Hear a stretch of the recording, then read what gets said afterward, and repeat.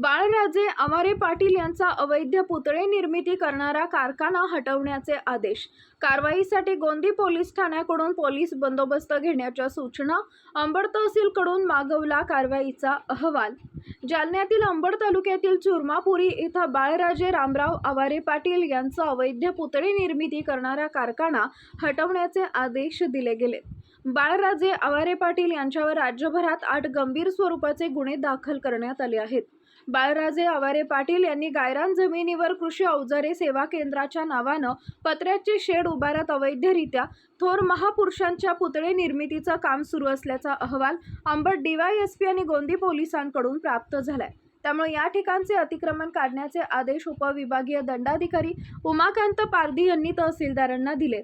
अतिक्रमण काढताना कायदा आणि सुव्यवस्थेचा प्रश्न निर्माण होऊ नये यासाठी गोंदी पोलीस ठाण्याशी समन्वय साधून बंदोबस्ताची मागणी करावी, तसेच अहवाल सादर करावा असंही उपविभागीय अधिकारी यांनी म्हटलंय। आवारे पाटलांविरुद्ध महाराष्ट्रभरात गंभीर स्वरूपाचे 8 गुन्हे दाखल असून 17 फेब्रुवारी रोजी माजलगाव इथं शिवस्मारक यात्रेच्या समारोप कार्यक्रमात प्रक्षोभक भाषण करून महापुरुषांचे पुतळे बसवण्यास कोणत्याही प्रशासनाची परवानगी घेणार नसल्याचं जाहीर केलं होतं। तसेच जर पोलिसांनी याला विरोध केला तर पोलिसांची वर्दी बाजूला ठेवून फटके दिले जातील अशी धमकी देऊन प्रशासनाला आवाहन दिले होते।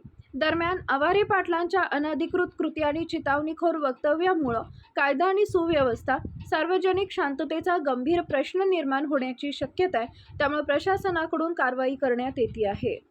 चुरमापुरी तालुका अंबड येथे गायरान जमिनीवर कृषी अवजारे केंद्र असं पत्र्याचं शेड टाकून पुतळे निर्मितीचं काम आणि तिथून ते स्थलांतरित काम करण्याचं काम सुरू होतं, अशी आम्हाला लेखी अहवाल सहाय्यक पोलीस निरीक्षक गोंदी आणि उपविभागीय पोलीस अधिकारी अंबड यांनी सादर केली होती आणि त्याचं पडताळणी केली असता ते खरे होते।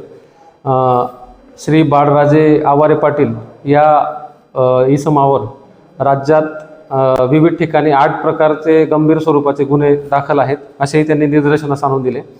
त्याच्यामुळे आपल्या जिल्ह्यात कायदा आणि सुव्यवस्था आणि सार्वजनिक शांततेचा प्रश्न उद्भवण्याची स्थिती निर्माण झाली होती असे त्यांनी आम्हाला निर्देशनास आणून दिले होते।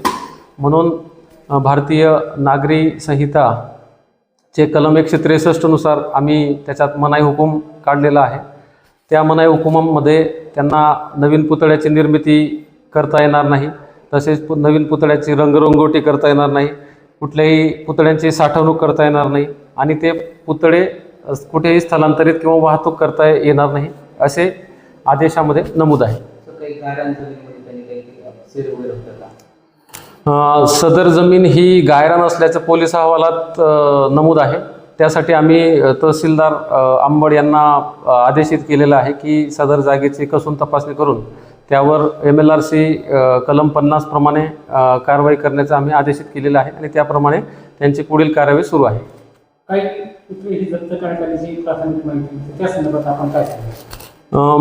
त्या आदेश झाल्यानंतर तिथे साधारणतः 20-21 पुतळे आहेत असं आम्हाला PI गोंदी आणि तहसीलदार अंबड यांनी सांगितलं आणि ते सुरक्षितपणे तिथे ठेवण्यात आलेले आहेत लॉकमध्ये आणि अस्ताव्यस्त तिथे कोणतेही पुतळे नाहीत आणि त्यामुळे कोणताही सार्वजनिक सुव्यवस्थेचा किंवा कायदा आणि सुव्यवस्थेचा प्रश्न निर्माण होणार नाही याची काळजी ते घेत आहेत।